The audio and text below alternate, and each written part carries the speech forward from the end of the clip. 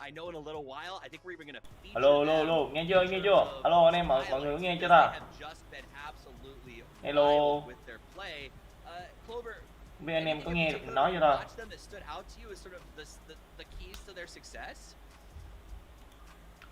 Hello Sisu nha. Mất tiếng à? Ok nha, đợi xíu đây setup lại, lâu rồi không setup, lâu lắm rồi không livestream lại. Anh em đợi mình chút xíu nha, anh em đợi mình chút xíu.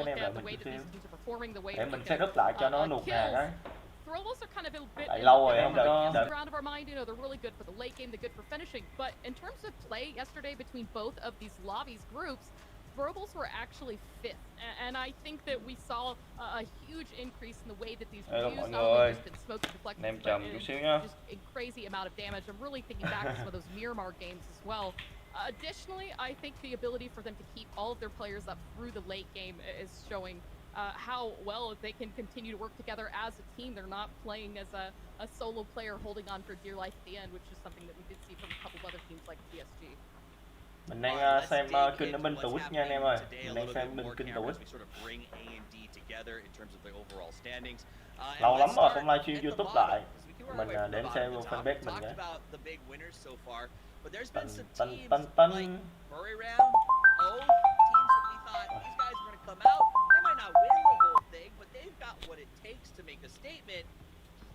Anh em chờ một chút xíu nha mình rồi. It's like they have rocks tied to their ankles. They're just kind of trying their best to get to the chicken dinner, but they can't. They're getting plucked before they even make it into the top 10 half the time. Yeah, even if obviously these are 32 of the best teams in the world, so it's not going to be easy competition for any of the teams involved. But for Oath and Burr, this was not what I expected from either of the teams. And Oath especially was really surprising because so many people have been going on and on about watch the scrims. Oath are popping off. They're so good. Like, the roster is such good firepower in there. Snakers especially, as usually their star has really been popping off, really been firing on all cylinders. And then, but yesterday nothing was really happening, and so it was very, very disappointing to see, at least at the start. That makes sense. Clover, another team that we are going to have some eyes on today that was always in the mix but never really closed the deal was Zenith, another North American team. They were kind of the least favorite of the American teams, or the North American teams coming into this event.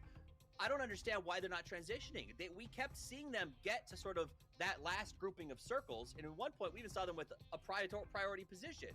They're just not closing the deal. Yeah, I mean, Zenith yesterday had a couple of really great moments where they'd managed to play late game. They've really been enjoying holding on to those southern positions. They're kind of, I believe, in second of the four NA teams, right?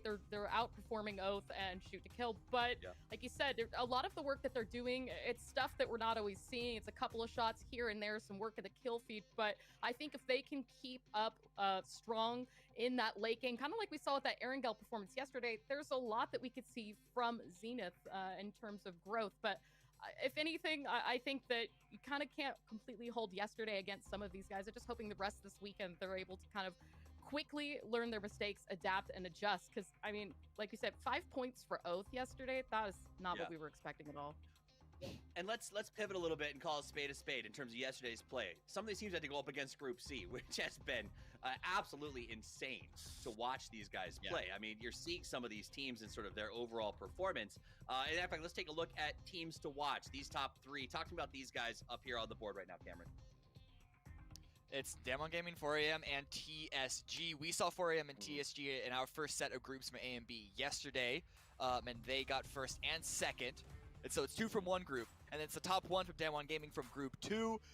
This is almost like seeing how a bracket progresses in other games where it's just one team versus one team and you just continue on from there. So I'm really hoping that all 3 of these teams will be continuing on their momentum previously and only cause to lift each other up by the, arguable increase in competition with both teams being involved. Absolutely, and again, we saw Clover, one of your favorites up here in the top 3, 4AM. A team that I think still has question marks that we're going to have to deal with, but Damwon has been absolutely incredible. Hello, nghe chưa? Hello. Another team to watch that I would hello mọi người nha. It's not because necessarily of the great moments, but Đấy, không phải, anh tắt mic, anh nghe điện thoại. Team Liquid, 2 16th place finishes in a row. Lô nha, hello mọi người. Can we chalk that up for them having to go up against Group C yesterday, or is that just a slow start for Team Lobby? Nghe rồi đúng không? Nghe rồi đúng không? Trận 2 đọc có sai à? Trận 2 của DG là cái trận mà Forget con team xuống 6 giờ đúng không? A little bit of kind of a change, right? We saw them make it all the way up to second place. They were playing smart, playing great. And I don't know as well if it has anything to do with the fact that they were caught out in some really weird rotations, some very northern circles. What exactly happened? I think we could really argue a lot of reasons, but whatever it was, if you're Team Liquid, you've got to shake it off. Bây giờ là ham đi chơi quá, không có. Try not to let it get to you. Không có đồ. Lobby C was a powerhouse. We're not playing against either of these two right now. Lobby C có làm việc gì cả. May rảnh thấy giải đang cuốn quá, phải vô reaction anh em vào xem giải chơi thôi. Giải cuốn quá, cuốn rồi. That really performed well. So I don't necessarily think that Team Liquid has a ton of excuses in that department if we were just kind of take a look at Lobby C. Let's pivot. Lô nha, lô anh em mới vào nha. Này mình chuyển qua là YouTube luôn nè. Facebook này bị lắc lắm. That is bananas. It's the same kill count as his closest competitor. Từ mình đang set up lại cho nó ok xíu. Significantly more damage, partly because the rest of his team are not beating his level. Wookie got 6 kills on his own as well, so it's not that Iroh is out here just trying to 1v63. But with Tianba and TSG, it's not exactly fair because the rest of their teammates are also chiming in a lot more even of a fashion. We've talked about TSM previously, though, yesterday about how they are dealing with the substitute situation, which is one that I think a lot of Western teams, compared to the Eastern teams, aren't as familiar, aren't as comfortable with. And so I think it's going to be a little bit before we see TSM fire on all cylinders, to reuse an analogy once again. But it is still good that at the very least they have a couple of their players performing very, very well, so they're not just sinking with a pile of rocks in their shoes right out of the gate. Let's take a look at some highlights from yesterday. We'll turn it over to you, Clover, to kick us off with Kia.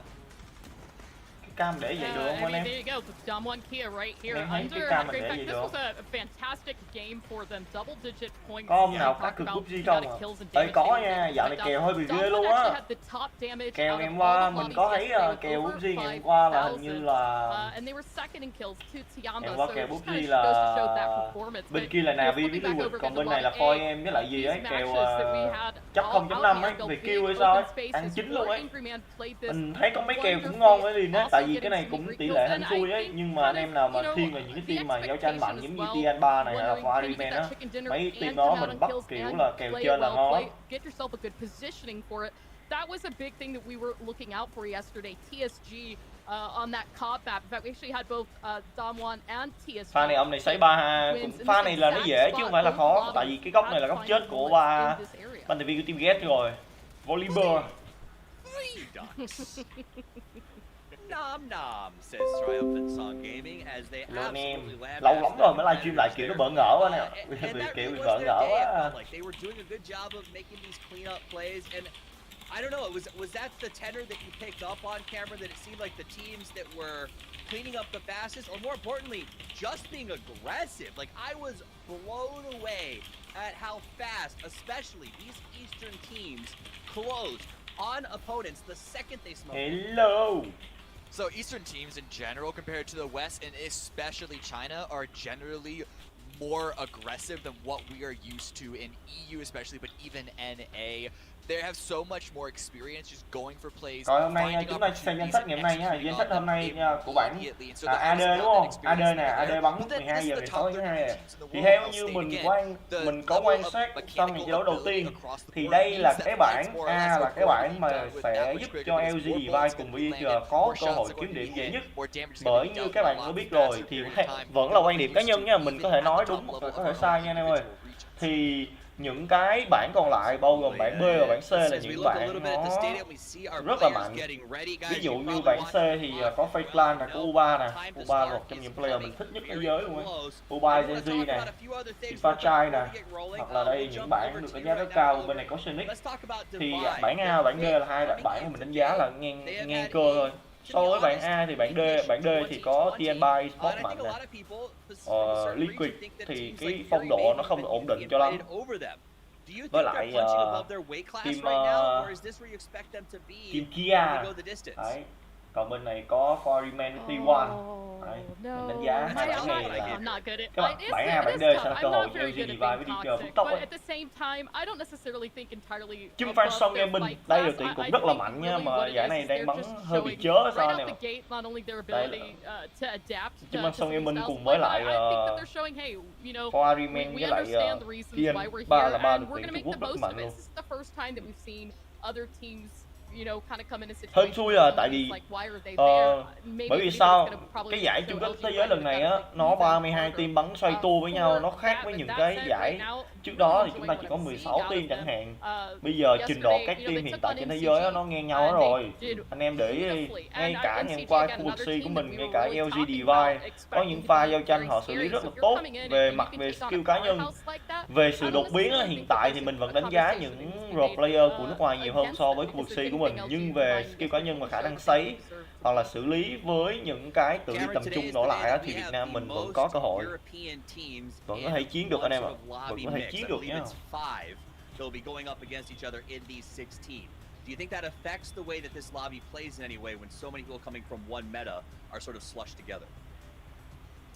I'm a little bit of two minds on that front, because EU is, I think it's fair to say, one of the slower, more methodical major regions coming into this.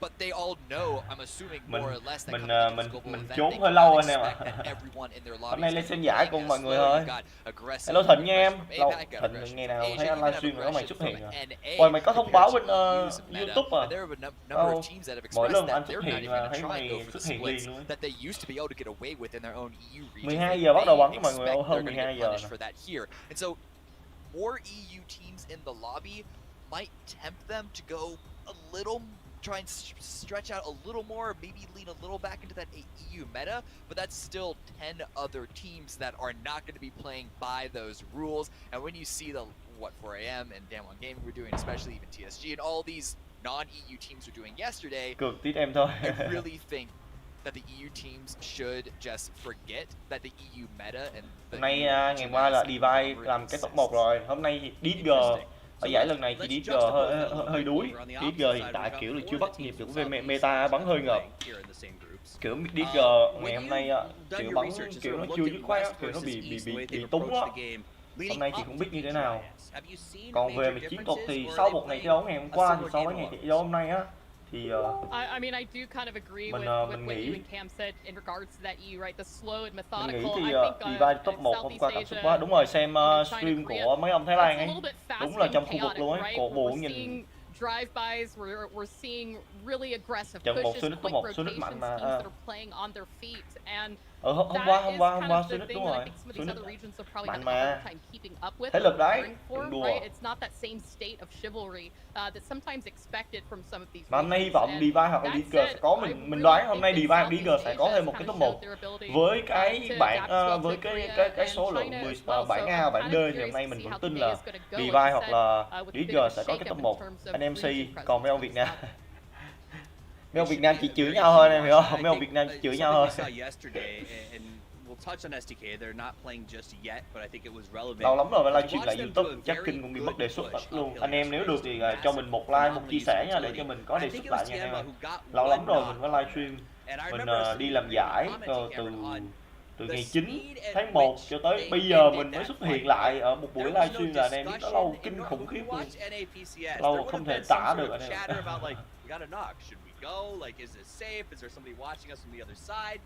It seems like cũng cảm ơn anh em nào xem, cảm ơn mọi người. Teams like Tiamba are just going over the top so insanely fast that they're back in their spot before we even knew what happened. It's like, I mean, I feel like we're sort of spinning our wheels here about the aggression for China is going to be catching a lot of people off guard, and that's one of the big reasons. And so I think SDK, if they weren't prepared, or really any other team weren't prepared for that, they better be by the end of this weekend. We should also point out, though, that aggression does backfire sometimes. The same team that can win a game, the very next one can go out and 14th, 15th place just because of Này đây có đề xuất I don't want to say đề xuất how là những người kiểu là inconsistent or like đề how xuất hiện tại unreliable có đề that xuất những người mà aggression đã is. subscribe rồi However, ấy when it thì nó mới đề pays xuất off, thôi. you get Còn a mà những người really chưa solid subscribe á, muốn thì position lên đề xuất chắc that cũng in phải the livestream more thường xuyên ấy. methodical Chắc từ regions, đây đến Tết it chắc would be more like a chess match. Tết này chắc mình This cũng way chiến it's với anh em they luôn á. move over to Tại the giờ mình cũng lobby xong công việc move, ổn định hết and rồi. things aren't Ngoài necessarily thời gian directly Tết thì in chắc chắn anh your em có control đi as chơi it Tết is mà where dịch giờ you đâu get đi a đâu knock được and nữa. you Nhà immediately mình push chắc no phải matter đi what du lịch rồi stage các of kiểu game rồi. we're at. Giờ chúng ta chỉ có ở So nhà mà let's xem pivot a giải little thôi. bit away from the digital home field to the actual home field advantage. Clover, teams from China, Japan, and Chinese Taipei are actually playing from their home countries. They were unable to travel for whatever restrictions and issues going on, obviously, with COVID-19.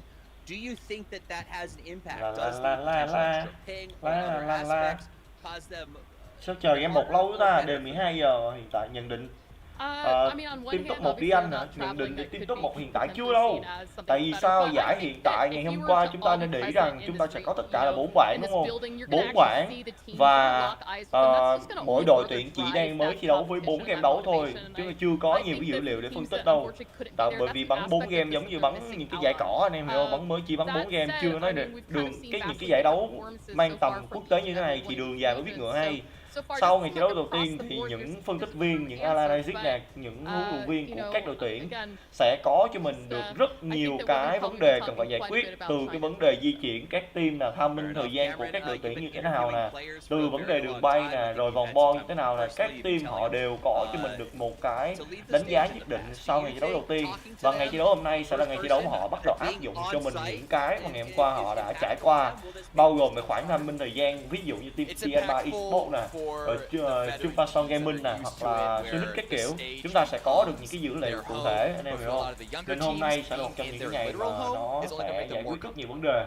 Chúng ta sẽ tới với diễn biến của map thi đấu Myanmar. Đường bay rất đẹp, đường bay rất đẹp. Divide cũng đã bắt đầu buông dù rồi, sẽ là khu vực Impala quen thuộc thôi. Who will be doing all of that, and I'm excited to hear what they have to say. Also, shout out to Toomey, Zowie, Carrier, and Intel for making this thing possible. Without them, you wouldn't be able to hear the casters. Good luck, guys. Thank you, Toffees, and a big shout out and thank you to Intel. TN3 đang hướng về loot tại khu nhà kho.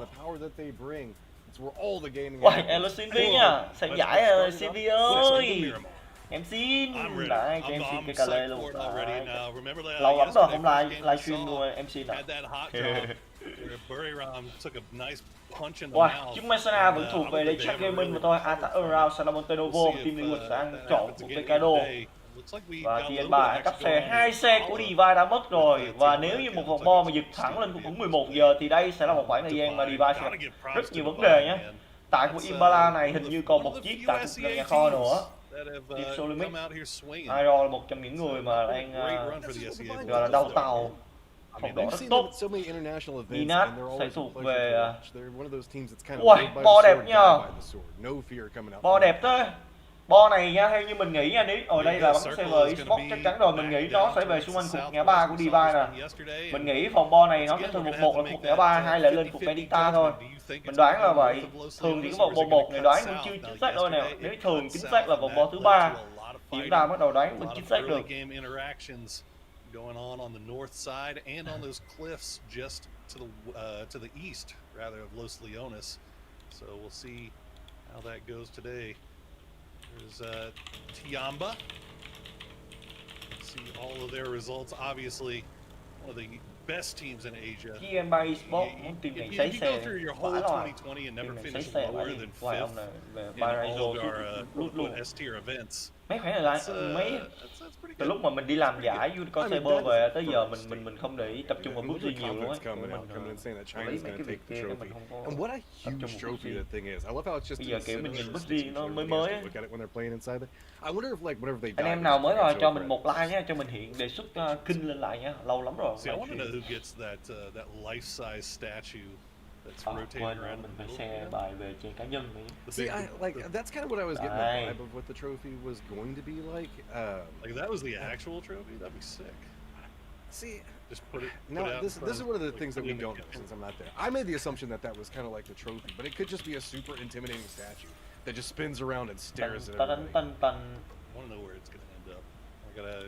We gotta see who ends up taking the big black statue of terror and destruction. Speaking of terror and destruction, thôi tại sao lại kêu Sơn bú?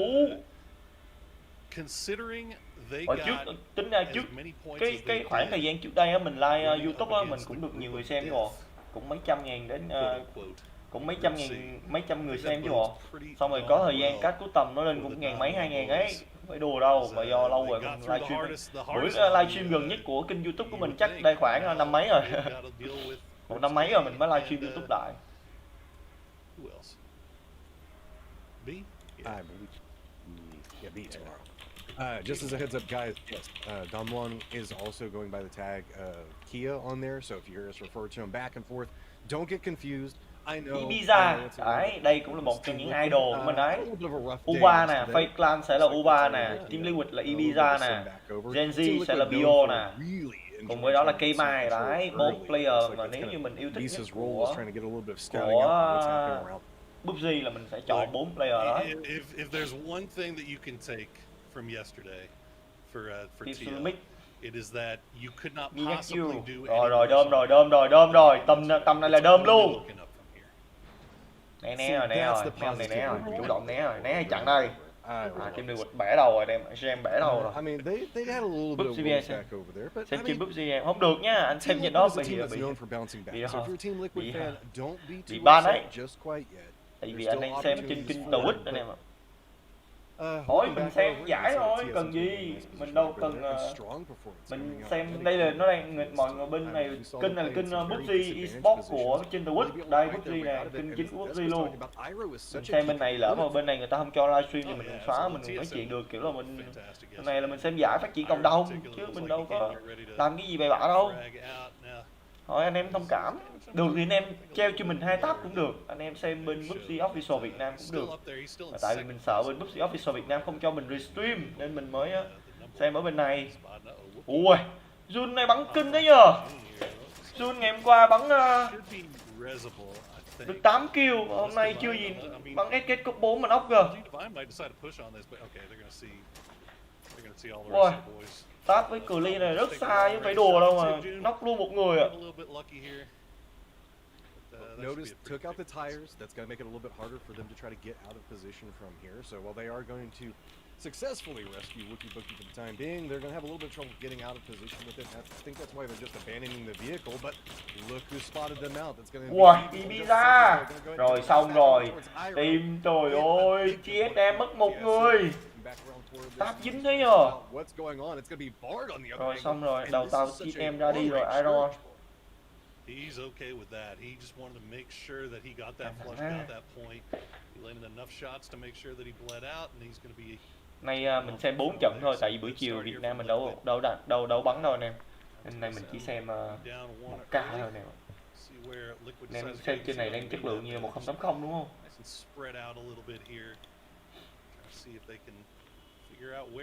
Với vòng bo này thì coi. Với cái này là cái giải lần này thì cái vòng bo nó cũng khác, cái thời gian của vòng bo nó cũng khác so với những cái giải eSports trước đây. Đây chắc Gaming hiện tại là đội tuyển ở khu vực Đông Nam Á đang có cái phong độ tốt nhất, khi đang có Divide là phong độ tốt nhất chứ quên. Ui bên này dừng xe Jacob nằm xuống bởi tại vì của team Gen Rosaito Attack on Round cùng với Bươn ra cũng tích là những đội tuyển tại khu vực C mà đang gặp rất nhiều vấn đề.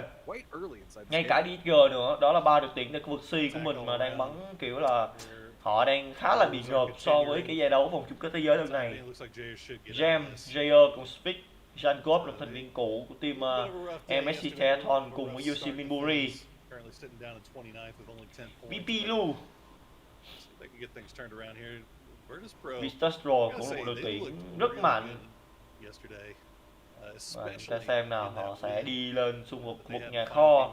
Đây sẽ là một trong những khu vực nhà kho mà chúng ta hay xem những cái giải đấu ở Việt Nam thì chúng ta gọi là nhà kho của nhà kho của Severus. Bởi vì Severus đây là một trong những nhà kho mà họ thường xuyên đứng khi mà sau khi họ lướt thuộc Becado, nhưng Verstotro họ đang chia người ra nè. Vòng bo này mình đoán một là nó đây về cái vị trí này, ngã ba này với lại cục Bandita thôi. Chúng ta chờ đợi thôi. DSG vẫn giữ cho mình một cái lối đi khá là giống tại những vòng chung kết PGI.S gần đây, đó là một tình huống di chuyển viên vòng bo. Fergus hiện tại khi mà đang đụng độ với những đội tuyển lớn tại khu vực thế giới như thế này thì Fergus mình nghĩ cần có một chút thay đổi về cách di chuyển, bởi vì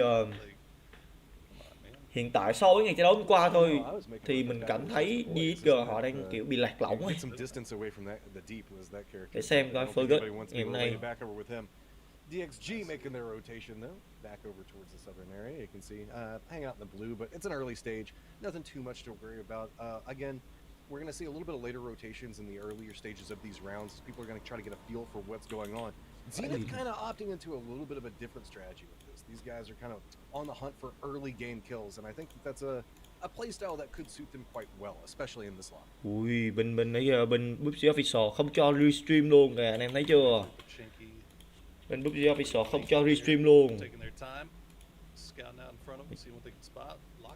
Từ để mình nhắn tin mình hỏi bên này nữa thôi. Anh em chờ một chút xíu nha. Ủa mình xem giải mình đâu có bị gì đâu ta, mình xem giải này cùng với cộng đồng mà vẫn không cho ta. From the north of Los Leones all the way to La Bendita Crater is this liquid split. This is really aggressive stuff coming from them. It's working out so far. We'll see if they stick with it, how long they stick with it once the circle pops. Got about 30 more seconds before that circle does present itself and where we're going to be going. Do note that everybody is playing all outside of Los Leones right now, and that's where we're seeing a lot of these long-range fights, specifically coming up from where we see TSM while they're holding down the angles, where we're seeing T1. Anh em chờ một chút xíu nha, để mình nhắn tin mình hỏi bên này nha anh em ơi. Anh em chờ một xíu. Và nếu như bên PUBG mình đang nhờ hỏi bên PUBG eSports. Bên này mà họ không cho nữa thì mình off thôi. Tại mình đang xem kênh bên Twitch anh em ạ. Bởi vì mình nghĩ cái này mình xem stream reaction bình thường mà bên Twitch người ta xem lại ta react rất nhiều luôn nè. Đâu có ai nói gì đâu mà sao bên mình Việt Nam mình khó nhỉ. Nè anh em. Nè người ta xem ầm nè. Nè không? Bên Twitch người ta react lại người ta xem ầm này có bị gì đâu. Ở bên Việt Nam mình không cho. Vãi xoài. Cái này là giải chung kết thế giới mà kiểu là chúng ta xem để chúng ta kiểu là cộng đồng ta xem chung, bắt đầu phân tích cái kiểu mà anh em thấy không, bên này người ta xem bình thường nè không, người ta xem đâu có bị gì đâu, mà bên Việt Nam mình không cho luôn, vãi liên không. Ủa anh em không có chửi rồi nhá. Anh em đợi xíu tại mình đang nhắn tin, mình đang nhờ người hỏi bên PUBG eSports coi cái việc mình xem Restream này có bị ảnh hưởng gì hay không. Tại vì mình đang xem trên kênh Twitch của kênh chính thống của PUBG luôn. Mà mình thấy tại vì mình thấy bên này nè, người ta Restream quá trời nè. Người ta Restream quá trời nè. Mà mình có hỏi rồi. Đây nè. Mình đang nhắn tin anh em xíu. Too risky. Instead, let's just kind of approach back down. We don't want to go into Los Leones yet, but we'll kind of hang out right on the edge of it instead. Good comms, fast decision making there for VP. They had Spiro. Nếu như mà bên này người ta kêu không được thì mình off thôi. Tại vì mình cũng nhắn bình thường thôi, anh em biết mình reposition rather than take that fight. Although it looked like they were a little bit interested at first. I think maybe a few shots from Team Liquid Boys over the pipe might have been enough to pull them away. As we take a look at June getting that knock on Wookie. Pretty dirty. Không, tại biết sao không? Tại vì anh thực chất nha. Nè, tại vì anh thấy người ta restream trên Twitch rồi nè, bình thường. Nó lại xem giải, cái việc mà mình xem giải kiểu cái việc mà mình xem giải để ủng hộ, kiểu là mình xem cùng với nhau thì bình thường chứ đâu có gì đâu có ảnh hưởng gì đâu. Mà cái này là giải chung kết thế giới mà, kiểu chúng mình phân tích với lại xem giải này thôi chứ đâu có gì đâu mà kiểu là khó, đúng không? Nè, bên này người ta vẫn restream mà mầm. Lên Twitch một stream được không nhỉ? Lên Twitch mình restream lại chắc được ấy. Anh em chờ một chút xíu để mình đang chờ bên PUBG eSports họ trả lời. Nếu như mà họ kêu không được nữa thì họ kêu mình restream bên Twitch thì mình qua Twitch mình restream nhá. Anh em chờ một chút xíu. Không, anh em thấy không, mình xem kiểu xem cùng mọi người thôi mà. cũng khó, hoặc là bên PGI.S này người ta cho restream trên Twitch thôi anh em ạ. Hoặc là người ta cho mình restream trên Twitch thôi để mình xem anh em. Nè, tại vì mấy ông này cũng restream bình thường nè.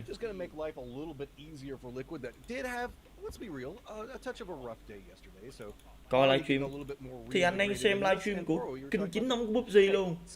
Và nếu như các bạn thì mấy đứa nghĩ đây, một trong những cái game đi, người ta phát triển cộng đồng đúng không, thì người ta sẽ kiểu là xem giải này nó đâu ảnh hưởng gì đâu. Xem giải này mình kiểu là cho tất cả người xem, người ta có nhiều cái ý kiến phân tích các kiểu để phát triển cộng đồng, còn này mình xem cái người ta không cho mình làm mà anh có hỏi bên PUBG Esports rồi, thì tại vì bên này người ta vẫn restream bình thường, hiểu không?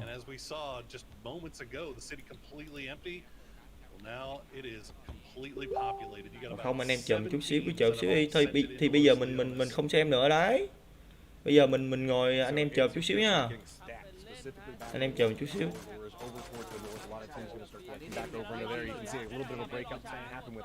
Stack all around, looking back over towards the direction of teams that are rotating in.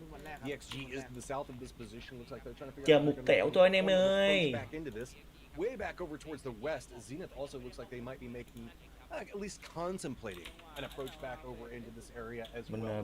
Mình đang stack back over, and some of them sitting quite deep back over into Los Leones, most notably Navi. Ủa mà bên Twitch mình like liền có được không ta, hay là mình phải cần mượn tài khoản của Twitch luôn ta? Mình có mượn tài khoản của Twitch được không ta?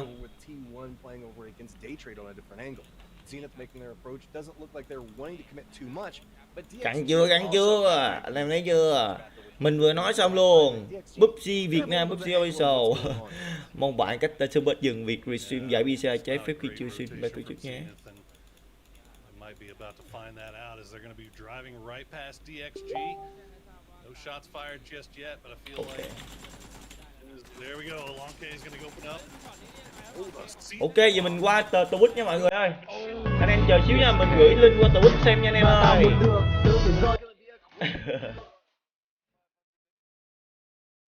Ok, anh em chờ chút xíu nha, Bom này không rồi, ok nha, để chút nữa mình gửi link Twitch lên trên fanpage mình nha. Căng quá nhờ.